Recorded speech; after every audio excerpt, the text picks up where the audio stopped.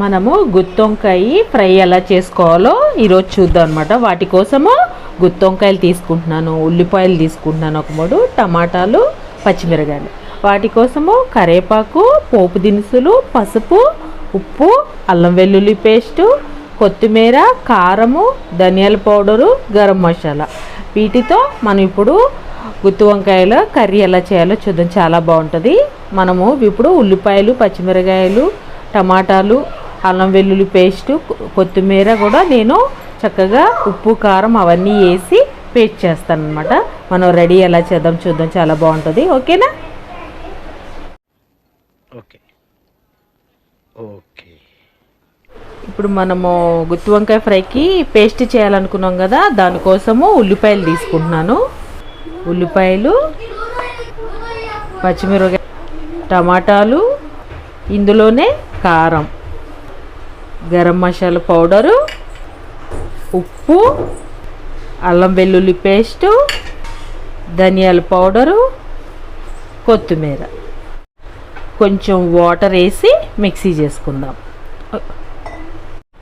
ఈ ఆనియన్ పేస్టే చాలా బాగుంటుంది. ఇది పర్ఫెక్ట్గా వేసుకుంటేనే మన గుత్తంత ఫ్రై అనేది చాలా బాగుంటుంది. ఇలా ఆనియన్ పేస్ట్ వేసుకొని మనం ఇప్పుడు స్టఫ్గా పెట్టుకోవాలన్నమాట. ఇప్పుడు ఈ వంకాయలు 4 భాగాలుగా కోసుకొని ఈ ఉప్పు వేసుకున్న నీళ్ళలో లేకపోతే నల్లగా ఉండి చేదు వస్తుంది. ఇలా 4 రకాలుగా మనం ఇలా 4 భాగాలు చేసుకోవాలి. ఇలా ఆనియన్స్ పేస్ట్ పెట్టుకోవడానికి వాటర్లో వేయాలి, లేకపోతే చేదు వస్తుంది. ఉప్పు వేసి ఇలా అన్ని వంకాయలు కట్ చేసుకొని ఉప్పేసిన వాటర్లో మనం ఇలా పెట్టుకోవాలి, లేకపోతే చేదు వస్తాయి, కండ్ర వస్తాయి, నల్లబడిపోతాయి. ఈ స్టఫ్ అనేది వంకాయలో ఇలా పెట్టుకోవాలన్నమాట. ఇలా 4 సైడ్లు ఇలా పెట్టుకొని అన్నీ పక్కన పెట్టుకోవాలి.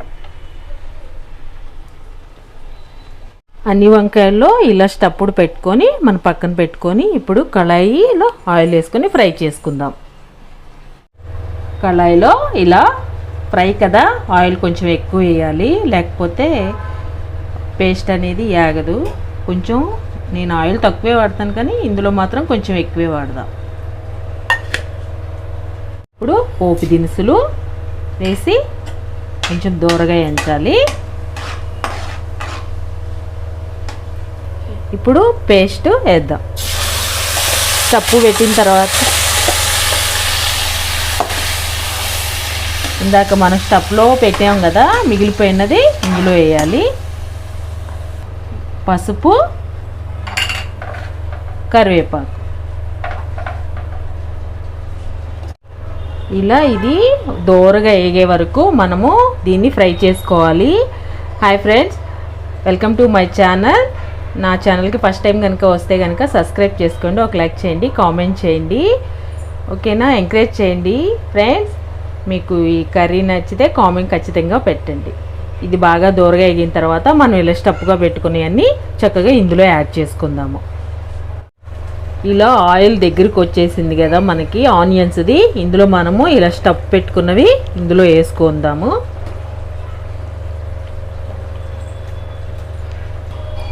ఇలా మొత్తము వంకాయలన్నీ మనం ఇలా వేసుకోవాలి. పద్దాక కదిలించొద్దండి, ఎందుకంటే విడిపోయి బాగోదు. ఇలాగే ఉండాలి. స్టఫ్ అంతా వేగాలి. హైలో కన్నా సిమ్లో పెడితేనే మంచిది. తర్వాత కొంచెము లో ఫ్లేమ్లో పెట్టుకొని మనము వేపుకుందాం. ఇలా మొత్తము వాటర్ అంతా తేలిపోయి చూసారా ఎంత ఎర్రగా వేగిందో. చూసారా, వంకాయలు కూడా అసలు నలగలేదు. బాగా తిప్పొద్దు. ఇప్పుడు నేను ఇందులోకి వెండి కొబ్బరి తీసుకుంటున్నాను. ఎండి కొబ్బరి ఎందుకంటే బాగుంటుంది, ముందే తీసుకుంటే మాడిపోతుంది కూర. అదే పచ్చి కొబ్బరి అంటే ముందే ఉల్లిపాయ పేస్ట్లో కూడా మనం చక్కగా వేసుకోవచ్చు. కానీ ఎండి కొబ్బరి కాబట్టి ఇంకొక 4-5 నిమిషాలు 5 నిమిషాల్లో దింపేస్తాం. అనంగా ఈ ఎండి కొబ్బరి పౌడర్ని ఇలా వేసుకోవాలన్నమాట. మనం వేసుకొని తిప్పాలి. ఇలా ఎండి కొబ్బరి వేసి ఒకసారి స్లోగా తిప్పాలి, లేకపోతే ముక్కలు పాడైపోతాయి. సిమ్లోనే ఉంచాలి, ఎందుకంటే ఎండి కొబ్బరి అనేది బాగా మాడిపోతుంది. ఎండి కొబ్బరి అనేది పచ్చివాసన పోవాలి కదా, 5 నిమిషాల కన్నా ఎక్కువ పట్టదు. సిమ్లో పెట్టుకొని మనము లాస్ట్గా కొంచెం పుదీనా వేసుకొని మనము చక్కగా దించేసుకుందాం. చూసారు ఎంత చక్కగా నూనె తేలంగానే మనం ఆపేద్దాము. ఇంకో ఎండి కొబ్బరి వేసాను కాబట్టి మొత్తం పీల్ చేసుకుంది.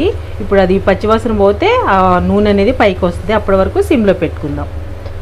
ఇప్పుడు మొత్తం దగ్గరికి వచ్చేసింది. చక్కగా పుదీనా వేసుకొని మనము దించుకోవడం.